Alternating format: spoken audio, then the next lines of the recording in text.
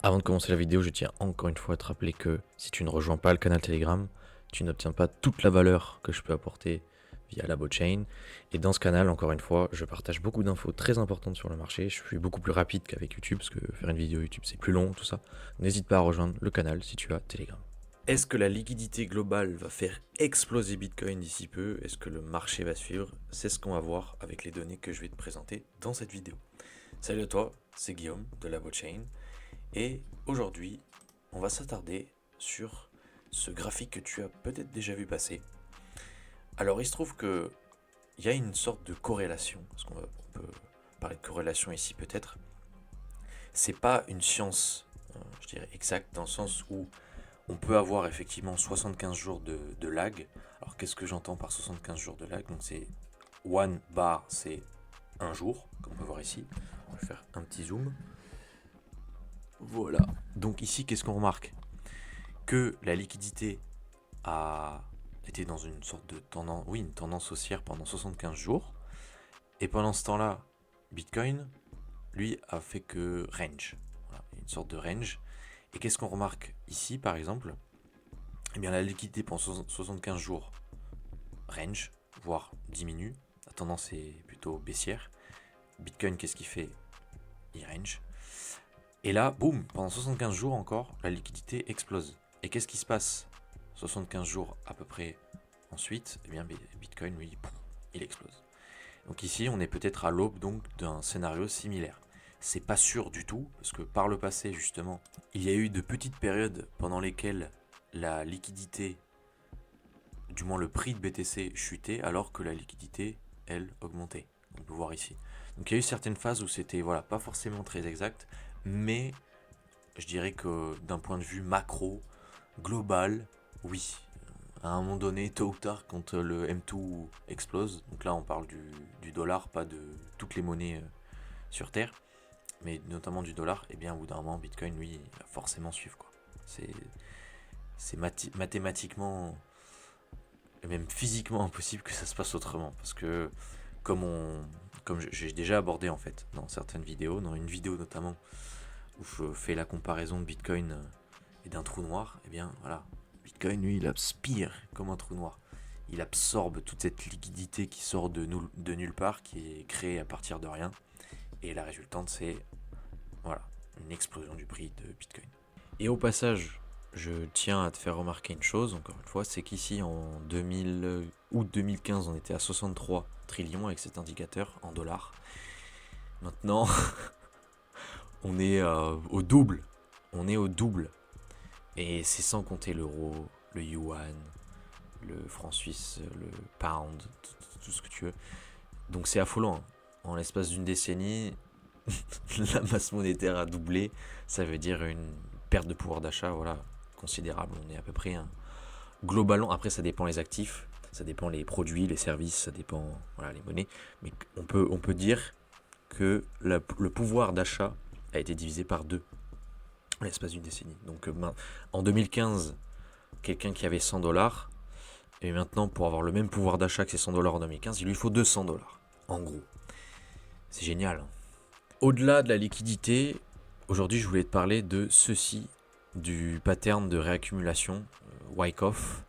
Il se trouve qu'on balance souvent ce genre de pattern. Oh voilà, ça ressemble à ce qui se passe là au niveau du price action de Bitcoin là, en l'occurrence. Mais on oublie souvent, même quasi tout le temps, de parler des volumes. Donc s'il n'y a pas en parallèle une approche au niveau des volumes, eh bien ça sert à rien. On peut très bien avoir quelque chose de similaire comme ça en termes d'action du prix, mais s'il y a pas s'il y a mismatch avec les volumes, ça marche pas. Donc si jamais tu as quelqu'un qui te balance des patterns comme ça sans parler des volumes, c'est qu'elle a pas vraiment étudié le sujet. Quoi. Et autre tweet intéressant de Camel, c'est ceci. Là, c'est vraiment l'approche cyclique, parce que lui, encore, il trade les cycles. On se trouve à peu près ici, là. Donc, on avait 1, 2, 3, 4. Pardon, 1, 2, 3, 4, 5. Et là, dans la cinquième vague, on aurait 1, 2, 3, 4, 5 encore. Et là, on commencerait la troisième vague haussière, qui devrait débuter très très bientôt. C'est-à-dire que là, si au final on retrace considérablement, ou alors on chop, on range, ce serait une invalidation en tout cas, là, ça serait pas bon. En revanche, si ça explose, si on double à partir du prix actuel, donc on tape les 150, 160, 170 K dollars, et bien là, on pourra de nouveau imaginer que il nous reste une dernière jambe haussière bien violente pour le dernier trimestre de cette année. Ce n'était pas mon scénario, du moins c'était pas mon base case scénario, mon scénario de base. Après, voilà, ce ne sont que des prédictions, je ne dis pas que ça va se passer telle ou telle manière, quoi qu'il arrive. Pas de boule de cristal, comme on dit. Et voilà, c'est en tout cas ce qui reste sur la table actuellement. C'est encore possible de voir quelque chose de similaire, en tout cas quelque chose qui ressemblerait à ceci. Après, ce qu'il faut savoir, c'est que là, lui, il a fait son gribouille jaune, Camel, mais il dit pas qu'on va forcément aller sur 80. Encore une fois, c'est plus en termes de timing. C'est plus le timing. Le prix, voilà, ça reste de pure spéculation, quoi. Ensuite, Tony de Bull. Là, c'est plutôt Tony de Bear, parce qu'il est très bearish. Enfin, c'est pas qu'il est bearish, mais disons qu'il essaie d'apporter aussi une sorte d'équilibre. Il essaie de ne pas rester totalement biaisé en mode perma-boule, en mode on va forcément grimper, continuer à grimper. Donc il a tendance ces derniers temps, il a partagé pas mal d'informations où il disait que pour lui le bull market était terminé. Mais voilà, pour équilibrer tout ça, il parle quand même de cette tendance qui n'a pas été violée. Voilà, l'uptrend est toujours là, la tendance haussière est toujours là, comme on peut voir depuis 2020, début 2023 en fait. Là, je pense qu'il aurait même pu, bon, quasiment. En tout cas, depuis septembre 2023, on est vraiment sur cette tendance haussière. Donc, est-ce que là, il nous reste une jambe haussière jusqu'à mai, juin, juillet? Est-ce qu'il nous en reste deux? Donc, jusqu'à, comme j'ai dit un instant, octobre, novembre 2025. On va voir. Autre indicateur haussier, celui-ci par rapport aux miners, les personnes qui minent le BTC. Soit on est dans des périodes de capitulation des miners, dans ce cas-là c'est bearish, et là il se trouve que cet indicateur a flashé buy, et quand il flash buy, il faut acheter. Pourquoi? Parce que justement les mineurs sont de retour, le hash rate augmente, donc en général ça indique une phase, voilà. Ou comme là par exemple, là ça a flashé, et là après qu'est-ce qu'on a connu? Une belle phase haussière. On va voir si cet indicateur, une nouvelle fois le hash rebounds, fonctionne. Maintenant, si c'est pas déjà fait, je t'invite à prendre du recul sur ce marché, sur Bitcoin, sur les cryptos, avec ce tweet de Fiat Hawk: outperforming Bitcoin in the shitcoin casino is almost impossible, so stop gambling, you fools. En gros, voilà, il a mis en avant ce message de CZ, Changpeng Zhao, l'ancien CEO de Binance, si tu ne savais pas. Et ce qu'il dit en fait, voilà, c'est que pour outperform Bitcoin, il faut être très très chaud. C'est limite, ça reste du gambling au fond. C'est-à-dire tu mets tes fonds sur une crypto, mais t'as aucune garantie en fait. Parce que ça dépend tellement de facteurs différents, pardon. Il y a la liquidité, il y a l'entreprise derrière, il y a les devs, il y a la communauté tout simplement, il y a le fait que est-ce que le projet en question est dans un narratif ou pas, un narratif actuel ou pas, qui sont poussés, l'IA ou gaming, j'en sais rien. Voilà, donc c'est plein de facteurs qui font que c'est du gambling. Alors que Bitcoin, non, ce n'est pas du gambling. C'est tout à fait différent. Et donc, je voulais quand même faire souligner ce que dit CZ.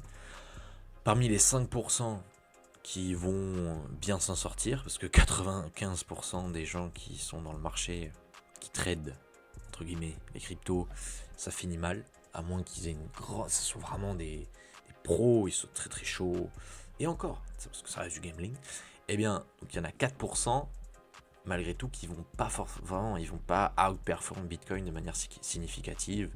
Voilà, ça veut dire que finalement, simplement avoir du Bitcoin en spot, donc voilà, acheter du BTC et attendre, c'est tout, eh bien, permet d'outperform 99% des personnes qui détiennent les cryptos. Et même d'autres assets, ça peut être le S&P, ça peut être l'IMO, ça peut être l'or, ça peut être... voilà.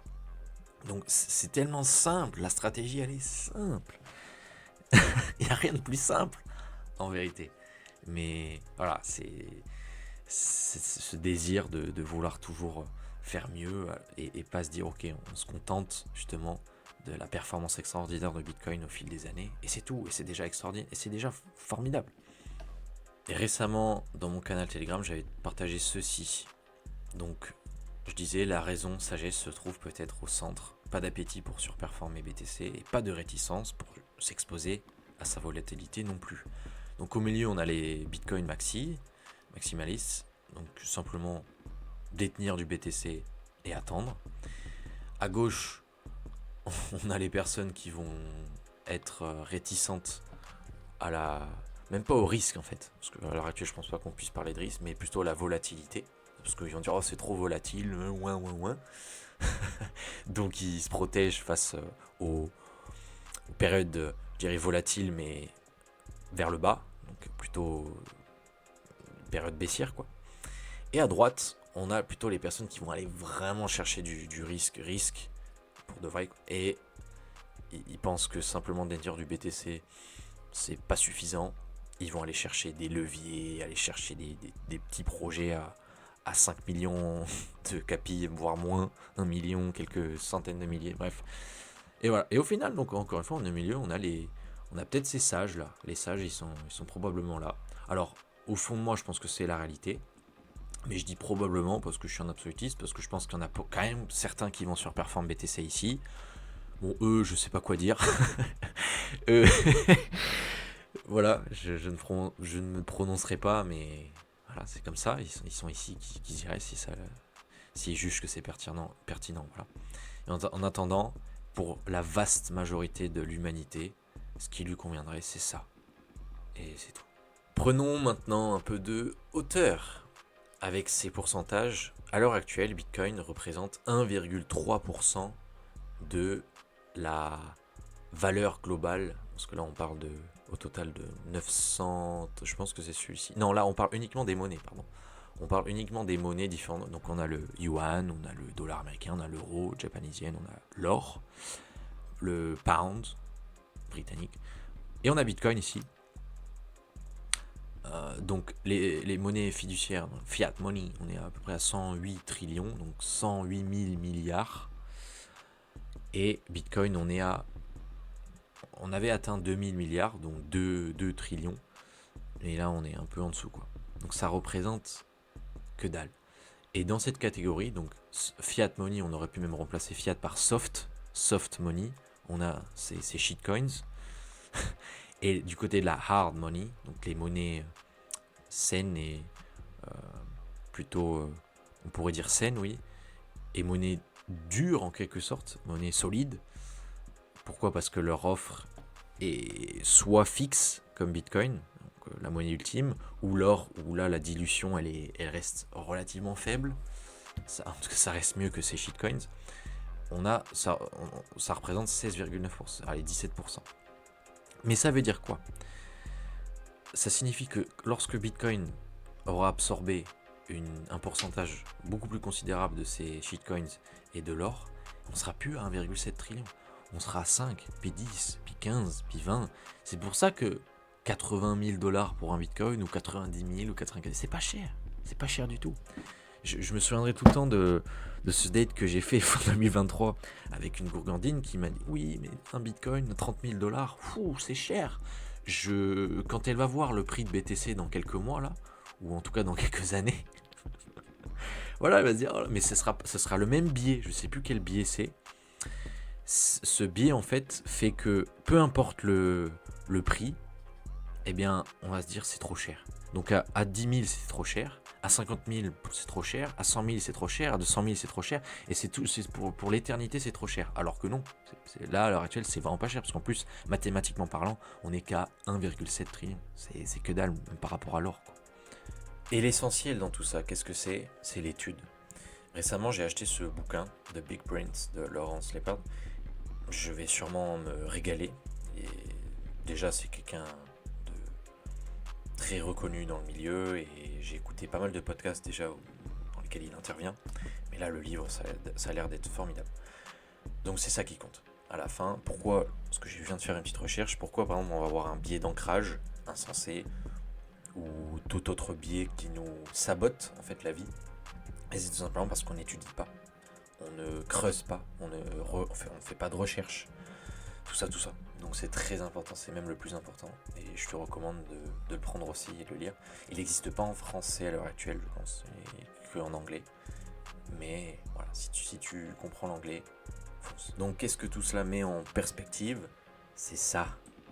La monnaie la plus forte, entre guillemets, du moins celle qui agonise le plus lentement, c'est le dollar américain. Mais au final, depuis l'an 2000, on est sur du quasiment 15% de dévaluation annuelle. C'est-à-dire que tous les ans, en moyenne, sur cette période donnée, donc entre 2000 et 2025, les épargnants du dollar américain ont perdu 15% de pouvoir d'achat tous les ans. 15% de pouvoir d'achat tous les ans. Enfin, c'est hallucinant, quoi. C'est hallucinant. Et le but de Bitcoin, c'est arrêter cette folie. C'est arrêter cette calomnie, quoi. Parce que c'est pas possible. La preuve, on le remarque depuis quelques décennies maintenant, ça part en sucette. Et comme dit justement Laurence, fix the money, fix the world. Bon, là, je l'ai pas, mais c'est l'idée, quoi. Il faut à tout prix arrêter cette dinguerie. Pourvu que Bitcoin soit adopté de plus en plus, pourvu que tu partages cette vidéo, en tout cas pourvu que tu fasses le nécessaire de ton côté et que tu te sauves toi, c'est déjà extraordinaire. La plupart des gens ne vont pas se sauver même eux-mêmes. Et voilà. Et dans tous les cas, il se passera ce qui doit se passer, je pense. Et c'est tout. Merci de m'avoir écouté jusqu'au bout. Ça m'aide à avancer aussi au niveau du contenu. N'hésite pas à me faire un retour sur certaines données. Peut-être que je me suis trompé à un moment donné ou quoi. N'hésite pas à mettre un like, ça me soutiendra pour toucher plus de personnes. L'algorithme, c'est ce qu'il lui faut. N'hésite pas à t'abonner si tu n'es toujours pas abonné. Et sur ce, je te souhaite une excellente journée, une excellente soirée. C'était Guillaume de la blockchain. Et à ta liberté.